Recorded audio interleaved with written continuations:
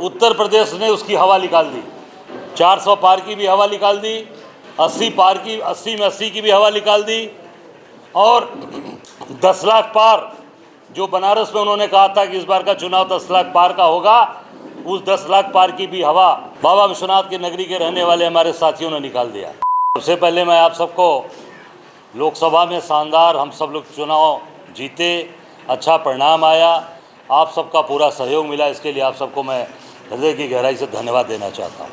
NDA जिसको आज इसकी सरकार ये बनाए हैं, इनको पूरा भरोसा था, जो बार बार अपने भाषणों में बोलते थे 400 पार, 80 में 80, 10 लाख पार, उत्तर प्रदेश ने उसकी हवा निकाल दी।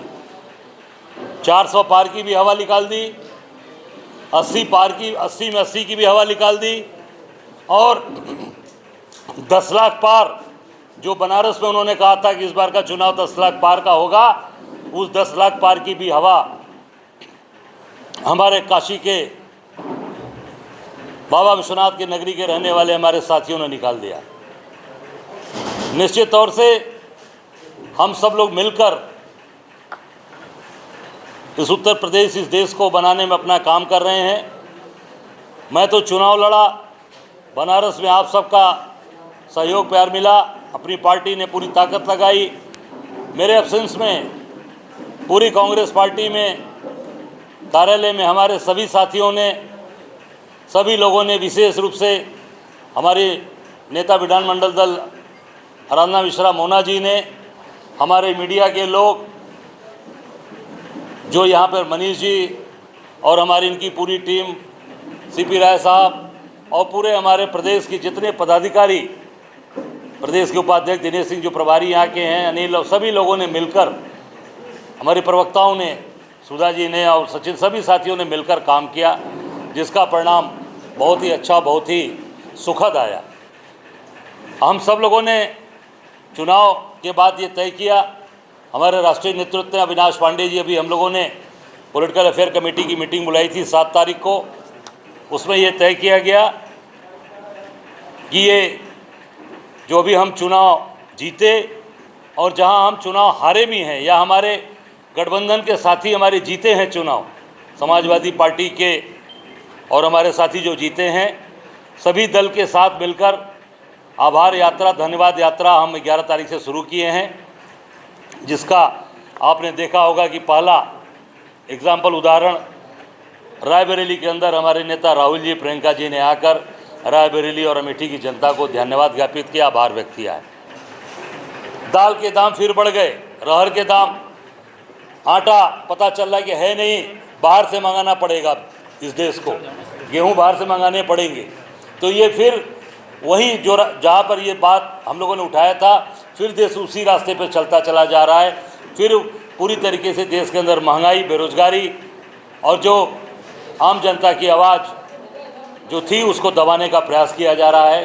पर कांग्रेस पार्टी, इंडिया गठबंधन लगातार मजबूती के साथ अपनी बात उठाएगा और सरकार को मजबूर करेगा मानने के लिए कि वो सरकार जो आज अत्याचार अन्याय कर रही है, जो कॉरपोरेट के हाथों में खेल रही है, 2-4 उद्योगपतियों को, वो सारी चीज़ें जनता को मिले, जनता का के बीच में सारी सुविधाएं मिले। धन्यवाद।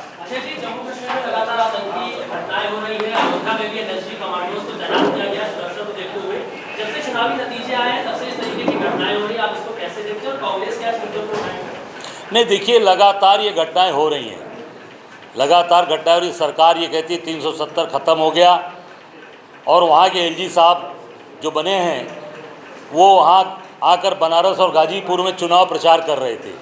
जब वहाँ घटना घटी तो उस दौरान वो बनारस और गाजीपुर में चुनाव प्रचार, प्रधानमंत्री जी का और अपने गाजीपुर गिरी जनपद में चुनाव प्रचार कर रहे थे। ये अपने आप में बहुत ही, मैं समझता हूँ कि इसकी जितनी भी निंदा की जाए कम है। उनको वहाँ डटकर रहना चाहिए था, और निश्चित तौर से इसकी मजबूती के साथ इसका जवाब देना चाहिए। जो हमारे उत्तर प्रदेश के हमारे तमाम तीर्थयात्री दर्शनार्थी उसमें गए थे, उनको भी मारा गया। हमारे यूपी के कई लोग थे, हम लोगों ने उस पर जाकर शहीद स्थल पर जाकर शोक संवेदना प्रकट की। वहाँ जाकर हम लोगों ने उनकी आत्मा की शांति के लिए प्रार्थना किया और जो लोग घायल थे उनको स्वस्थ होने की कामना की है। निश्चित तौर से इस पर सरकार को मजबूती से कार्रवाई करनी चाहिए और ऐसी व्यवस्था करें कि जिससे ऐसी घटनाएं दोबारा पुनरावृत्ति न हो।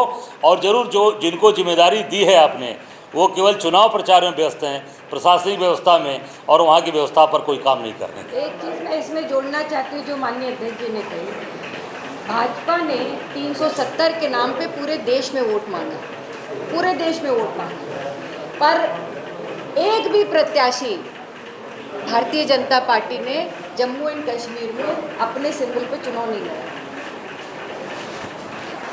क्या भारतीय जनता पार्टी इस बात से संतुष्ट नहीं थी? 370 के इस बात से कॉन्फिडेंस नहीं था उन्हें कि अगर इतना कॉन्फिडेंस था जिस इशू पे आप पूरे देश में वोट मांग रहे हैं, आपने उसी प्रदेश में एक भी प्रत्याशी भाजपा का नहीं उतारा, तो ये स्पष्ट बात है कि 370 भारतीय जनता पार्टी का कहीं भी धरातल पर कश्मीर के लोगों के बीच में वो अभी तक उसकी वास्तविकता नहीं हुई है, एक्सेप्टेबिलिटी नहीं हुई। इसी वजह से भारतीय जनता पार्टी ने वहाँ पर एक भी प्रत्याशी अपने सिंबल पर नहीं लड़ा। मैं ये पूछना चाहती हूँ कि भारतीय जनता पार्टी जो केवल ट्राइबल्स और एससी और बैकवर्ड के नाम पर जो ये ड्रामा करती है, देश की महिला राष्ट्रपति आदरणीय द्रौपदी मुर्मू जी, उनको अयोध्या में जब मंदिर का पूजन हुआ उस वक्त उन्हें वहाँ पर आमंत्रण क्यों नहीं दिया गया? क्या ये एक इसलिए कि वो एक जनजाति की महिला थी, केवल इसलिए? आदिवासी महिला थी इसलिए? तो ये भारतीय जनता पार्टी ये ड्रामा करना बंद कर दे और जात के नाम पे, धर्म के नाम की राजनीति अब उनकी फेल हो चुकी है। ये और दूसरी राज्य छोड़ दीजिए, उत्तर प्रदेश ने इसको पूरे सिरे से नकार दिया। अब काम करिए, काम, महंगाई बेरोजगारी पर बात करिए।